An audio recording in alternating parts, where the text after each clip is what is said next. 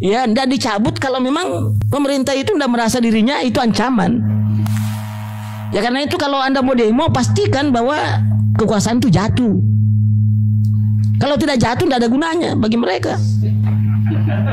Iya, ini teori ya. Teori ya. Pembahasan teoritisnya seperti itu. Ya kan ada yang mengatakan, wah itu kan teori Pak. Ya praktekkan aja kalau tidak percaya.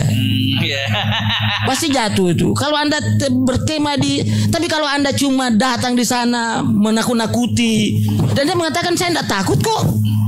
Liberalisme tadi, kancil-kancil yang cacat, yang sudah tua sakit-sakitan harus mati, kan Anda beban. Ya karena itu subsidi itu, bansos itu beban memang. Beban, karena itu dia harus cabut. Biar mati sekalian. Biar Anda mati tidak apa-apa tuh. Ya memang begitu kok. Ini liberalisme ya. Liberalisme tadi yang masuk di dalam dunia politik namanya demokratisme. Lihat aja itu, seluruh keputusan-keputusan politik belum dilaksanakan sudah di-challenge oleh masyarakat. Sudah diuji di MK. Itu kan penolakan itu. Ya penolakan itu. Dan ini, nah bagaimana ini? Sudah masuk dalam dunia sosial, masuk dalam dunia politik, masuk lagi dalam dunia ekonomi. Inilah wujudnya namanya kapitalisme. Jadi individualisme, demokratisme, kapitalisme itu saudara kembar Pak. Di zaman dulu bentuknya kolonialisme dan imperialisme. Itulah yang memporak-porandakan negara-negara lama sebelum Indonesia ada. Dan siapa musuhnya tadi? Ya itu tadi yang mengaku bangsa Indonesia asli, kaum pribumi. Itulah musuhnya itu. Nah salah satu wujud daripada kapitalisme tadi adalah oligarki. Karena itu Pak, memang teorinya agak beda ini ya. Karena itu liberalisme lama itu memperlihatkan kapitalisme masih berhadapan dengan negara Pak. Masih berhadapan dengan negara. Tapi kalau sudah neoliberalisme baru, kapitalisme sudah menjadikan negara itu sebagai alatnya Pak. Karena itu di Indonesia itu pasti tumbuh komunisme. Karena lawan tandingnya komunisme itu adalah kapitalisme. Nah ini menjelaskan di sini. Jadi kalau ada mengatakan tidak ada komunisme di Indonesia, bohong itu. Karena musuh abadinya itu kapitalisme adalah komunisme. Kapitalisme itu akumulasi dan sementara ini distribusi. Nah karena itu tadi rencana komunisme adalah mengambil negara dan mengubahnya negara komunis.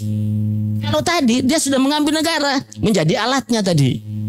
Nah karena itu ya komunisme dan kapitalisme tumbuh subur, dua-duanya ada.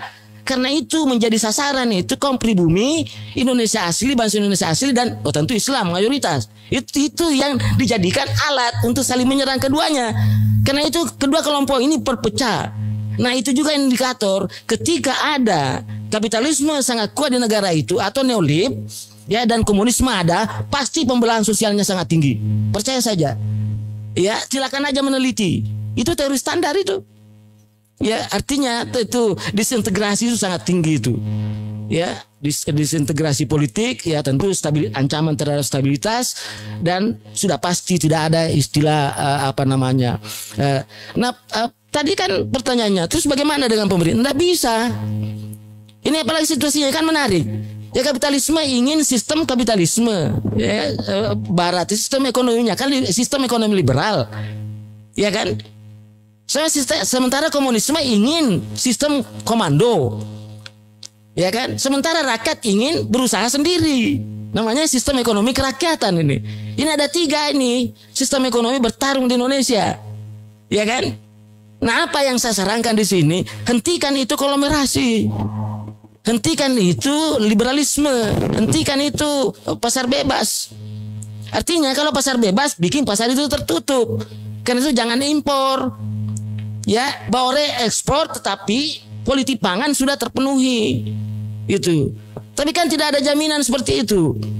Ya, tidak ada jaminan seperti itu karena tadi saya katakan bahwa Indonesia sudah berada pada tahap neoliberalisme. Dan kalau negara sudah dikuasai neoliberalisme, kapitalisme dan oligarki tadi, maka seluruh aparat menjadi alat. Gitu. Menjadi alat. DPR-nya menjadi alat, Mahkamah Konstitusi menjadi alat. Militernya menjadi alat, polisinya menjadi alat, birokrasinya menjadi alat. Tapi itu dianggap absah karena ada dalam hukum. Itu problemnya Pak. Itu kan. Nah karena dia akan masuk, dia butuh karpet merah Pak. Dia butuh karpet merah. Apa itu? Debirokratisasi. Artinya mudahkan dia masuk. Kalau mudahkan masuk pasti persulit mereka ini. Kan di situ. Tapi begini, kampus itu kan sebenarnya harus juga mempelajari yang begini supaya dia tahu.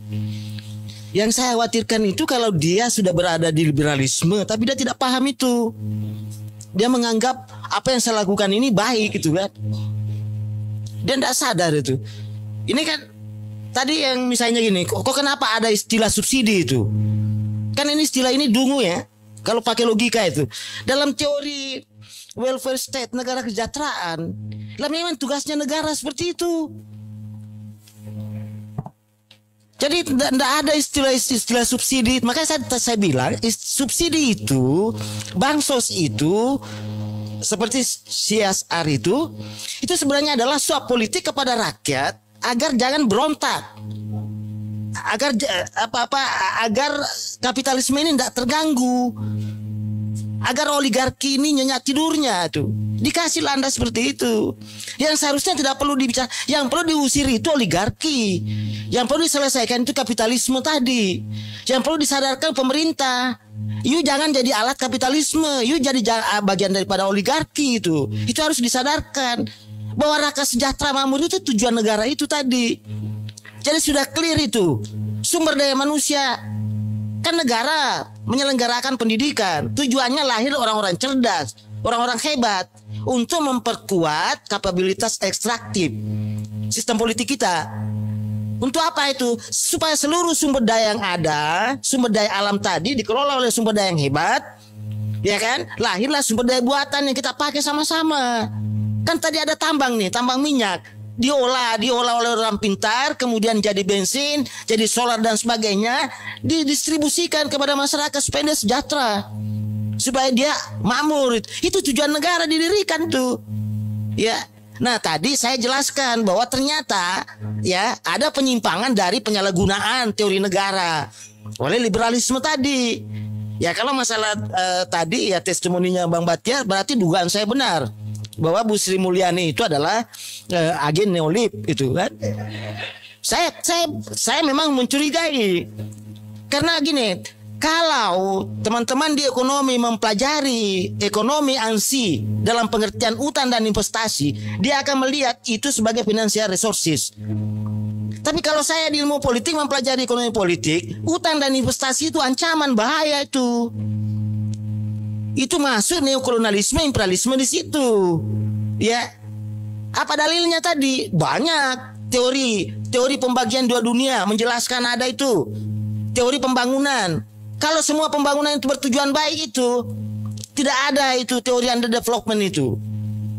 Tidak ada itu teori ketergantungan. Kan itu semua teori-teori yang harus dipelajari teman-teman di ekonomi. Bahwa ada loh namanya teori ketergantungan, ada loh namanya teori dependensi, ya.